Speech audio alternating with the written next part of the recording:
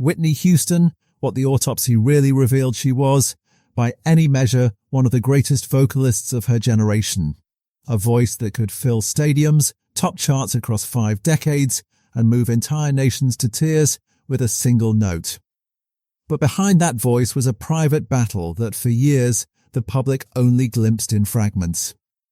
When Whitney Houston died in February 2012, the official coroner's report that followed offered something the tabloids never could: an honest clinical account of exactly what years of addiction had done to one of music's most powerful instruments, her own body. This is the real story behind that report, told with the respect her legacy deserves. Before any of the heartbreak, there was the voice.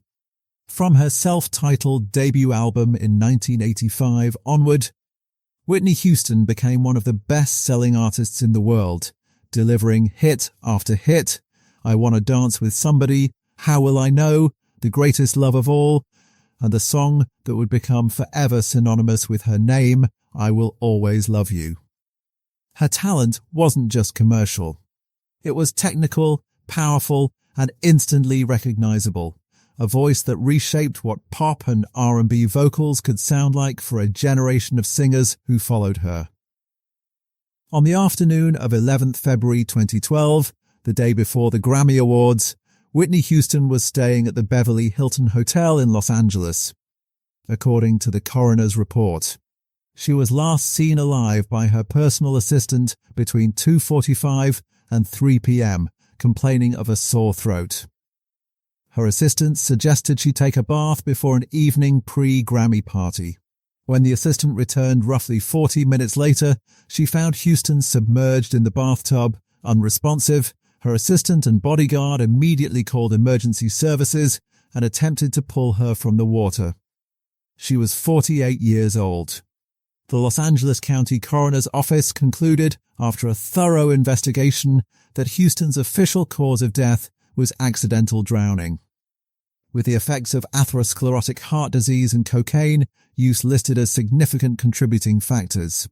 Chief Coroner Craig Harvey explained that Houston's arteries showed roughly 60% narrowing, a condition that, combined with cocaine in her system, likely triggered a cardiac event that caused her to slip beneath the water. Toxicology results confirmed cocaine and its metabolites in her system, alongside traces of marijuana and the medications Xanax, Flexeril, and Benadryl, none of which were found to have contributed to her death. Investigators also found paraphernalia in her hotel room, including a spoon that tested positive for cocaine residue. Officials were clear that no foul play was involved and that alcohol did not play a factor in her death. The coroner's office noted that Houston appeared to have been a chronic, long-term cocaine user. For much of her later career, Houston's struggles with addiction played out partly in public and partly behind closed doors. Her once pristine vocal instrument had visibly changed in her final years, a reality that longtime fans quietly noticed even as she continued attempting comebacks, including the film Sparkle, whose trailer had been released just days before her death.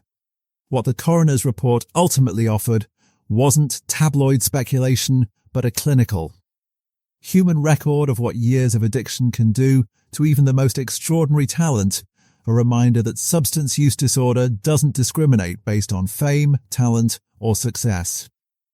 Houston's sister-in-law and manager, Patricia Houston, spoke for many of those closest to her when the toxicology results were finally released, saying they were saddened by the findings, but grateful at last. For some sense of closure. More than a decade on, Whitney Houston's music remains as powerful as it ever was, proof that her legacy was always built on far more than the circumstances of her death. The autopsy report doesn't define who she was. It simply tells, honestly and without judgment, the story of a battle that so many people fight, often invisibly, regardless of how loudly the rest of the world is applauding them. Her voice remains one of the greatest gifts popular music has ever received. That gift and the joy it brought to millions is what continues to define her.